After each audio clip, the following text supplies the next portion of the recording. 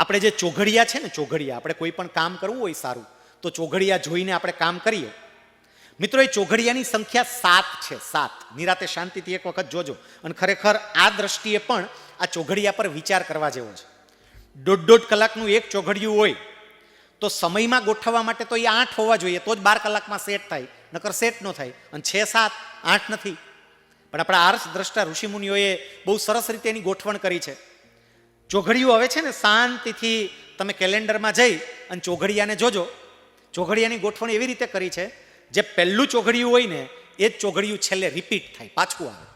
આજે પહેલું ચોઘડિયું શુભ હોય તો છેલ્લું શુભ આવે, અને પહેલું કાળ હોય તો છેલ્લું કાળ આવે. અને આ ચોઘડિયાની ગોઠવણ આપણને એવું બતાવે છે કે જેવી તમારી શરૂઆત હશે ને, અંત તમારો એવો જ આવશે.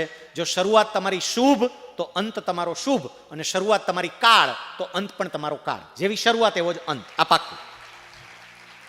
બીજી એક બહુ સરસ વાત, અને એ અદ્ભુત વાત છે સાહેબ, આ ચોઘડિયામાં જે ચોઘડિયા 7 છે ને, એમાં એક ચોઘડિયું તટસ્થ છે. તટસ્થ, તટસ્થ એટલે ન્યુટ્રલ. એ સારુંય નથી, એ ખરાબય નથી, તટસ્થ છે. એનું નામ છે ચલ. ચલ ચોઘડિયું તટસ્થ. 3 ચોઘડિયા સારા, એને ચડતા ક્રમમાં ગોઠવા છે.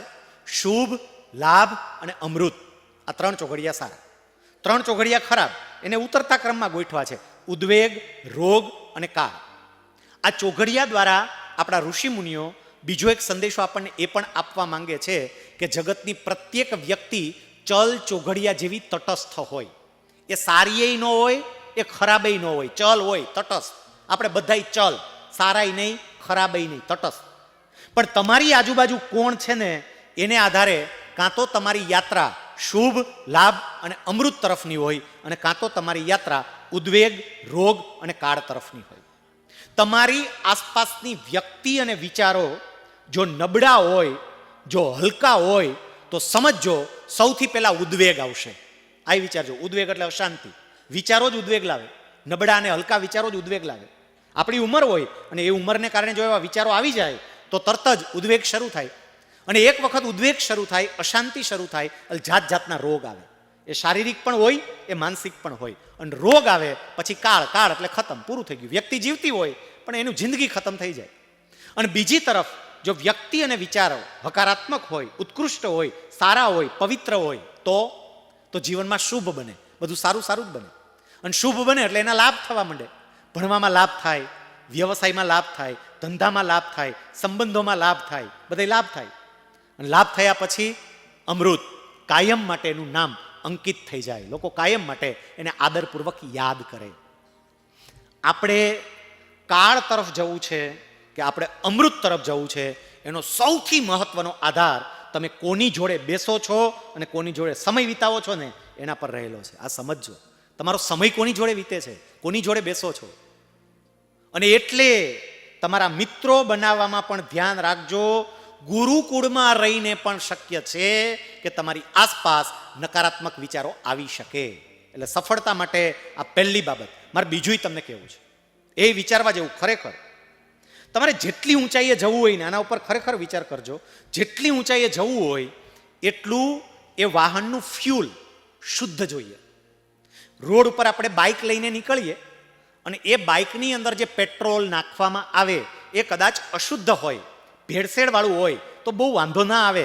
કારણ કે મોટરસાઇકલ તમારું અટકી જાય, 2 કિક મારો, એકાદ વ્યક્તિને કહો ધક્કો માર, ગમે એમ કરીને તમારા ડેસ્ટિનેશન સુધી પહોંચો.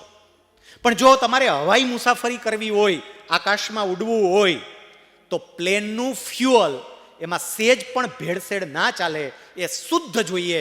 કારણ કે ભેળસેળવાળું હોય ને તો હેરાન થઈ શકે, અને ઊંચાઈએ ગયા પછી પણ પ્લેન નીચે પડે સીધું. ગમે એટલી ઊંચાઈએ હોય, ભેળસેળવાળું આવી જાય, ત્યાંથી નીચે આવે. એ સમજજો કે જેટલું ઊંચું જવું હોય, જીવનમાં જેટલું આગળ વધવું હોય, તમારા વિચારો પણ એટલા જ શુદ્ધ અને પવિત્ર હોવા જોઈએ. એટલા જ શુદ્ધ અને પવિત્ર. આગળ વધવું છે, ઊંચું જવું છે તો, બાકી અહીંયા જ આંટા મારવા હોય કાંઈ જરૂર નથી. તમારે આંટા મારે જ છે બધા, કેટલાય મજૂરીઓ કરે છે, જીવન નિર્વાહ કરે છે. એમ જ કરવું હોય તો બીજી કંઈ જરૂર નથી. એટલે આ બાબત એક સમજીએ. હનુમાનજી મહારાજના જીવનની આ પહેલી ઘટના, માતા સીતાની શોધ માટેની યાત્રાનો પહેલો પ્રસંગ, કે મારામાં પણ ક્ષમતા છે જ, હું બધું જ કરવા માટે સક્ષમ છું, પણ મારી ક્ષમતા બહાર ક્યારે આવે તો કે મારી આસપાસની વ્યક્તિ અને વિચારો હકારાત્મક હોય ત્યારે. હમણાં હું શિક્ષક મિત્રો હારે વાત કરતો હતો ત્યારે હું કહેતો હતો સ્વામી કે ગુણાતીતાનંદ સ્વામીએ પણ આપણને આ કહ્યું છે કે જેમને સુખી થવું હોય એમને પોતાનો જીવ બે સારા સાધુ અને બે સારા સત્સંગી સાથે જોડી રાખવો. તો આ ગુણાતીતાનંદ સ્વામી આ જ કહ્યું કે સારા વિચારોની સાથે તમારી જાતને જોડી રાખો તો તમારામાં જેટલું ઉત્કૃષ્ટ છે ને એ બધું બહાર આવશે. સાહેબ બીજી ઘટના હવે સમજો. હનુમાનજી મહારાજે નક્કી કર્યું, જામવંતજી એની ક્ષમતા યાદ કરાવી, તમારા બધું જ શક્ય છે. હનુમાનજી મહારાજ નક્કી કરે છે, સંકલ્પ કરે છે, પ્રભુ રામને પ્રાર્થના કરે છે અને પછી ત્યાંથી કૂદકો લગાવે છે. હનુમાનજી જ્યારે કૂદતા કૂદતા એટલે ઉપરથી આકાશ માર્ગે ઉડતા ઉડતા આગળ વધે છે ને ત્યારે સમુદ્રની અંદર રહેલો એક મૈનાક નામનો પર્વત એ સમુદ્રમાંથી બહાર આવે છે. આ વિચારવા જેવું છે. મૈનાક નામનો એક પર્વત સમુદ્રમાંથી, એ સમુદ્રમાં જ રહેતો હતો, પણ હનુમાનજી જેવા ઉડતા ઉડતા નીકળ્યા એટલે સમુદ્રમાંથી બહાર આવ્યો અને સમુદ્રમાંથી બહાર આવી આકાશ માર્ગે જઈ રહેલા હનુમાનજીને સંબોધીને એવું કહે છે કે તમે સીતાજીને શોધવા જાઓ છો, તમને થાક લાગ્યો હશે, દેખાય છે તમારું શરીર થાકી ગયું છે, હું તમને મદદ કરવા માટે આવ્યો છું, એક કામ કરો, અહીંયા નીચે આવો, મેં તમારા માટે ગરમ પાણી તૈયાર કરી રાખ્યું છે, સ્નાન કરી લો, તમારી પગચંપી કરી આપે, તમને માલિશ કરી આપે એવા સેવકો પણ તૈયાર રાખ્યા છે, સરસ મજાના આયુર્વેદિક તેલથી શરીરનું માલિશ કરો, તમારા માટે ભોજન પણ તૈયાર કરીને રાખ્યા છે, તમને ભૂખ લાગી હશે થોડું જમી લો અને તમારા માટે છત્તર પલંગ પણ બિછાવીને રાખ્યો છે, થોડું આરામ કરો પછી તમે જજો. હનુમાનજી મહારાજ એ વખતે આ મૈનાક પર્વતને એવું કહે છે કે જો ભાઈ, માં સીતા સુધી પહોંચવું એ મારા જીવનનું લક્ષ્ય છે અને લક્ષ્યને પાર પાડવામાં એક ક્ષણનો પણ વિલંબ થાય ને, એક ક્ષણનો પણ, એ મને બિલકુલ પાલવે એમ નથી, એટલે હું અહીંયા રોકાઈ શકું એમ નથી, કારણ કે મારે માં સીતા સુધી પહોંચવું છે. હનુમાનજી નીચે આવે છે, નીચે આવીને પહેલા મૈનાક પર્વતને પોતાનો હાથ અડાડે છે અને ત્યાંથી તરત જતા રહે છે.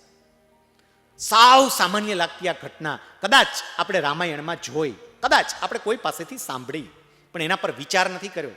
સમજો, ખાલી વિદ્યાર્થી જ નહીં, અહીંયા બેઠેલી પ્રત્યેક વ્યક્તિ સમજો કે કોઈ પણ વ્યક્તિ પોતાના લક્ષ્યરૂપી સીતાને પ્રાપ્ત કરવા માટે, ત્યાં પહોંચવા માટે આમ છલાંગ લગાવે ને એટલે સૌથી પહેલા મૈનાક બહાર આવે અને આ મૈનાક એટલે લાલચ. લાલચ રૂપી મૈનાક બહાર આવે જે તમને તમારા ધ્યેય સુધી, તમારા લક્ષ્ય સુધી પહોંચવા જ ના દે. એવા કેટલાક મૈનાકો કે જેનો પરિચય મેળવી લેજો, એનાથી તમારી જાતને બચાવજો. જો તમારે તમારા લક્ષ્ય સુધી પહોંચવું હોય તો મારે તમને એવા કેટલાક મૈનાકોનો પરિચય પણ કરાવવો છે. એવા મૈનાકો કયા? સાહેબ, પહેલામાં પહેલો મૈનાક જે આપણને આપણા લક્ષ્ય સુધી પહોંચવા જ નથી દેતો, અને એ મૈનાક એનું નામ છે આળસ. આળસ નામનો મૈનાક આપણા લક્ષ્ય સુધી પહોંચવા જ નથી દેતો. તમે જોજો, આમાં કેટલા એવા વિદ્યાર્થીઓ હોય છે સાહેબ, અહીંયા બેઠા ને બોર્ડવાળા, સંકલ્પ કરે, સંકલ્પ બરોબરનું રિઝલ્ટ લાવું છે, બરોબરનું, અને પછી ટાઈમ ટેબલ હોતન બનાવે, સવારે 4 વાગે જાગીશ, 4 થી 4:30 સુધીમાં આમ આમ, સવારના 4 વાગ્યાથી રાતના 11 વાગ્યા સુધીનું જે ટાઈમ ટેબલ બનાવ્યું હોય, અને આપણા હાથમાં એ ટાઈમ ટેબલ આવી જાય ને આપણે વાંચીએ તો આપણને એમ થાય કલેક્ટર અહીંયા જ પેદા થવાનો છે એવું જ લાગે. પણ 5 વાગે જગાડવાનો બેલ પડે ને તોય હજી સૂતો હોય, ઓલો બીજો એમ કે હે 5 વાગે, એમ 5 વાગી ગયા, 5 મિનિટ હુઈ લો, 5 મિનિટ હજી. તમે જોજો આવું થાય છે. આળસ.